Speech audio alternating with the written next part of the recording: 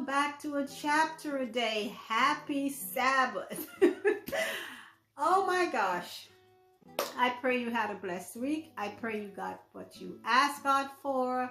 And I pray that God is continuing to work on whatever it is that He has in store for you. I am believing that for myself, and I pray the same for you all. Enjoy the Sabbath day of rest. This is our time. Rest fully. Not just physically, mentally, emotionally, spiritually, and definitely physically. We all need it. Bless the Lord, O my soul, for such a time as this. So, today I'm going to be reading 2 chapters of Ezekiel. Ezekiel chapters 5 and 6, because 6 is a short chapter. So let's get started. Now will I sing to my well-beloved a song of my beloved, touching his vineyard. My well-beloved hath a vineyard in a very fruitful hill. Now, what does this sound like? What book? It does sound like a verse out of Song of Solomon, doesn't it? Very interesting. So again, remember, Isaiah is a prophet being used by God to give a message to the children of Israel of what is to come because of their misbehavior and their disobedience toward God. Okay, verse 2. And he fenced it and gathered out the stones thereof and planted it with the choicest vine, and built a tower in the midst of it, and also made a winepress therein, and he looked that it should bring forth grapes, and it brought forth wild grapes. So it seems like this person is preparing a beautiful vineyard in order to reap a harvest of good grapes for a good crop, and maybe some good wine and in the process. But what happens when he looks at it? It brings forth wild grapes. Now we know wild fruits are not the same as domesticated fruits. The ones we grow on our farms and in our backyards, etc. They are usually maybe more tart, smaller, they're not very abundant. So this is what the crop yielded. Okay, verse 3. And now, O inhabitants of Jerusalem and men of Judah, judge, I pray you, betwixt me and my vineyard. What could have been done more to my vineyard that I have not done in it? Wherefore, when I looked that it should bring forth grapes, brought it forth wild grapes? So what is God telling them? What more could I have done with you, Jerusalem and Judah? What more could I done with you? I brought your forefathers out from slavery. I brought you all through a wilderness. I gave you lands that you didn't even work for, crops that you didn't even plant. I gave you the abundance of everything. And now what do you give me? You bring forth the worst of everything. You're heathens, more so than the people around you who don't even know me. What more could I have done? Verse 5, and now go to, I will tell you what I will do to my vineyard. I will take away the hedge thereof, and it shall be eaten up, and break down the wall thereof, and it shall be trodden down. So that means he's going to take away all the protection from the vineyard. And remember, this is a personification for the children of Israel, okay? Verse 6, and I will lay it waste, it shall not be pruned nor digged, but there shall come up briars and thorns. I will also command the clouds that there rain no rain upon it. For the vineyard of the Lord of hosts is the house of Israel, and the men of Judah his pleasant plant. And he looked for judgment, but behold oppression, for righteousness, but behold a cry. Woe unto them that join house to house, that lay field to field, till there be no place, that they may be placed alone in the midst of the earth. In mine ears, said the Lord of hosts, of a truth many houses shall be desolate, even great and fair, without inhabitant. Yea, 10 acres of vineyard shall yield 1 bath, and I'm not sure what that measurement is. And the seed of an omer shall yield an ephah. That means there won't be much yield for whatever crops they have. Woe unto them that rise up early in the morning, that they may follow strong drink, that continue until night, till wine inflame them. And we know people like that. They get up in the morning only with the sole purpose to drink.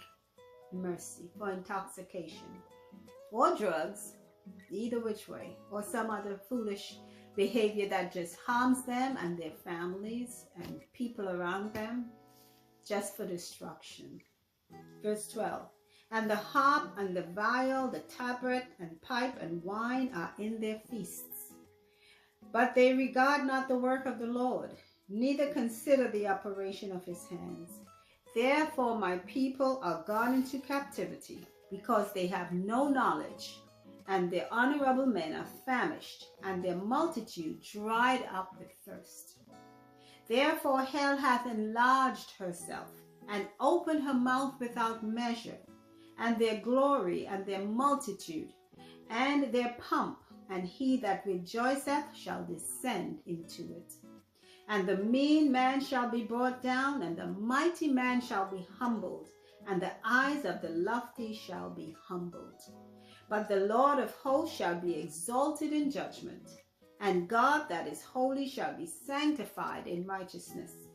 Then shall the lambs feed after their manner, and the waste places of the fat ones shall strangers eat. Woe unto them that draw iniquity with cords of vanity, and sin as it were with a cart rope. That means like you're lassoing something and you're drawing sin onto you as though it's something you crave to have. Or taming sin. Like a wild horse, how you rope it and bring it to you. You know, so like cattle. Verse 17. Then shall the lambs feed after their manner, and the waste places of the fat ones shall strangers eat.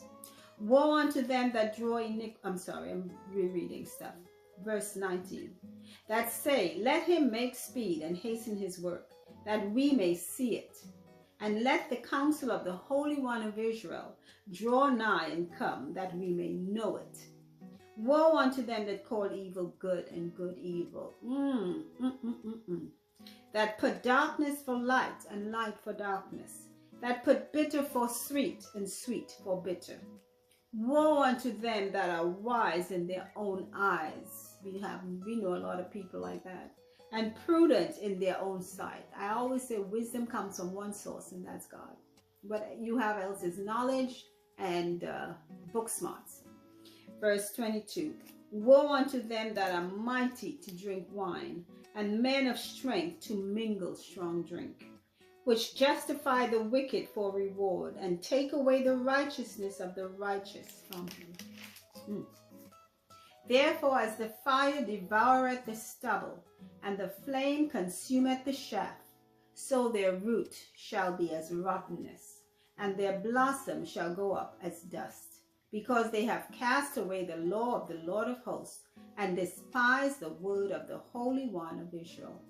Therefore is the anger of the Lord kindled against his people, and he hath stretched forth his hand against them, and hath smitten them, and the hills did tremble, and their carcasses were torn in the midst of the streets. For all this his anger is not turned away, but his hand is stretched out still. So despite the destruction of Jerusalem, God was still angry with his people, and there was more to come. Verse 26. You know, they say God is long-suffering, but I'm telling you, even the longest rope has an end. There are so many people alive today for years, decades and decades. Satan is one of them, but he knows his time is coming. That's why he's relentless in trying to see who else he can pull with him. Misery loves company. Satan does not want to see any of us reach heaven any more than he wanted to see Jesus get on that cross. If he could have killed him prior, it would have just shortened that prophecy of dying on the cross for mankind. Satan does not want us to enjoy what he destroyed, what he left behind and destroyed for himself. Okay? Just remember that whenever time you're ready to do things that you know are against God's will, you're telling Satan, hey, I'm on your side. Don't do that. He doesn't like you. Trust me, he don't like you. Okay, verse 26. And he will lift up an ensign to the nations from far, and will hiss unto them from the end of the earth. And behold, they shall come with speed swiftly. None shall be weary nor stumble among them. None shall slumber nor sleep. Neither shall the girdle of the loins be loosed, nor the latchet of their shoes be broken. Verse 28. Whose arrows are sharp and all their bows bent. Their horses' hoofs shall be counted like flint and their wheels like a whirlwind. These are the people that are going to come against the nations of Jerusalem and Judea because of their wrongdoing. Those nations are going to have, they are going to have the might and the power to destroy those cities of God. Verse 29, their roaring shall be like a lion. They shall roar like young lions. Yea, they shall roar. And lay hold of the prey and shall carry it away safe, and none shall deliver it. And in that day they shall roar against them like the roaring of the sea. And if one look unto the land, behold, darkness and sorrow, and the light is darkened in the heavens thereof. Mercy.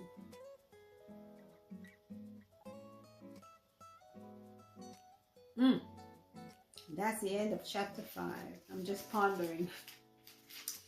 Ooh, my mind just went off there for a little bit. Let me bring it back. Chapter 6. In the year that King Uzziah died, I saw also the Lord sitting upon a throne, high and lifted up, and his train filled the temple. This is a vision of Isaiah's, okay? That's what he's referring to. Verse 2, above it stood the seraphims. Each one had 6 wings. With twain, that means with 2, he covered his face. With 2 or twain, he covered his feet. And with twain, he did fly. And those of you who belong to churches that have done representations of this, you would see the 2 angels' wings covering their faces here. The 2 in the middle are for flying, and 2 covering their feet. It's a very prophetic symbol. And verse 3, and one cried unto another and said, Holy, holy, holy is the Lord of hosts. The whole earth is full of his glory.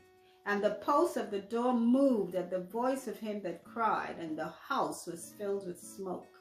Then said I, Woe is me, for I am undone, because I am a man of unclean lips, and I dwell in the midst of a people of unclean lips. For mine eyes have seen the King, the Lord of hosts. Then flew one of the seraphims unto me, having a live coal in his hand, which he had taken with tongues from off of the altar. And he laid it upon my mouth, and said, Lo, this hath touched thy lips, and thine iniquity is taken away, and thy sin purged. And I heard the voice of the Lord saying, Whom shall I send? And who will go for us? Then said I, Here am I, send me. And he said, Go, and tell this people, Hear ye indeed, but understand not, and see ye indeed, but perceive not. Make the heart of this people fat, and make their eyes heavy, and shut their eyes, lest they see with their eyes, and hear with their ears, and understand with their heart, and convert and be healed. This is exactly something that Jesus was saying in the New Testament.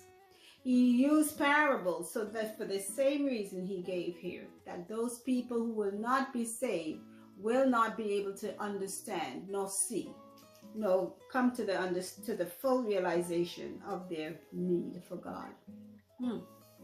Verse 11, Then said I, Lord, how long? And he answered, Until the cities be wasted without inhabitant, and the houses without man, and the land be utterly desolate. And the Lord have removed men far away, and there be a great forsaking in the midst of the land. But yet in it shall be a tenth, and it shall return, and shall be eaten, as a teil tree, and as an oak, whose substance is in them, when they cast their leaves, so the holy seed shall be the substance thereof. So we're going to hear more about who this holy seed is. But God said he will have a tenth. And you know, God is always using that number, a tenth. That's the tithe. That's what is holy unto him. That portion of whatever it is we make out of our daily livings. And that's the end of chapter 6. Those were the 2 chapters of Isaiah, 5 and 6.